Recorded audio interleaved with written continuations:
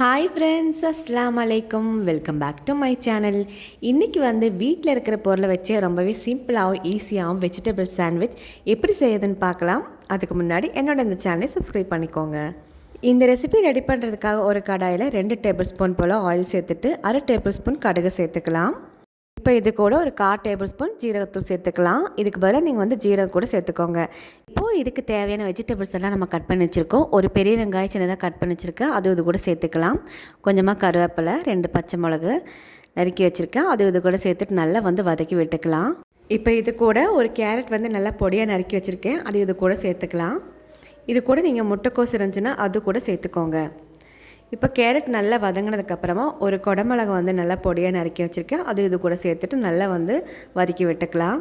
இந்த sandwich ready பண்ணுறதுக்கு நம்ம மயோனஸ் எதுவுமே சேர்க்க போகிறதில்ல. வீட்டில் இருக்கிற பொருளை வச்சு நம்ம ஈஸியாக ரெடி பண்ணி எடுத்துடலாம். இப்போது 1/2 டேபிள் ஸ்பூன் போல் இஞ்சி பூண்டு பேஸ்ட்டை சேர்த்துட்டு அதுவும் நல்லா வதக்கி விட்டுக்கலாம். இது கூட கொஞ்சமாக நம்ம கட் பண்ணி வச்சுருக்கிற மல்லித்தலையை சேர்த்துட்டு நல்லா வதக்கிக்கலாம். கூடவே ஒரு தக்காளி நல்லா பொடியாக நறுக்கி வச்சுருக்கேன், அதுவும் சேர்த்துட்டு நல்லா வதக்கிக்கலாம். இது கூட 1/4 டேபிள் ஸ்பூன் மஞ்சத்தூள், 1/2 டேபிள் ஸ்பூன் மிளகாய்த்தூள், 1 டேபிள் ஸ்பூன் கரம் மசாலா, இதுக்கு தேவையான சால்ட்டு சேர்த்துட்டு நல்லா கலந்து விட்டுக்கலாம். இதோட பச்சை வாசனை போகிற வரைக்கும் நல்லா வதக்கி விட்டுக்கோங்க. இது கூட 1 டேபிள் ஸ்பூன் லெமனும் சேர்த்துட்டு நல்லா கலந்து விட்டுக்கலாம். இப்போ ஸ்டஃபிங் ரெடி ஆயிடுச்சு. இப்போது தோசை பேனில் 2 டேபிள் ஸ்பூன் நெய் சேர்த்துட்டு நம்ம ப்ரெட்டை டாஸ் பண்ணி எடுத்துக்கலாம்.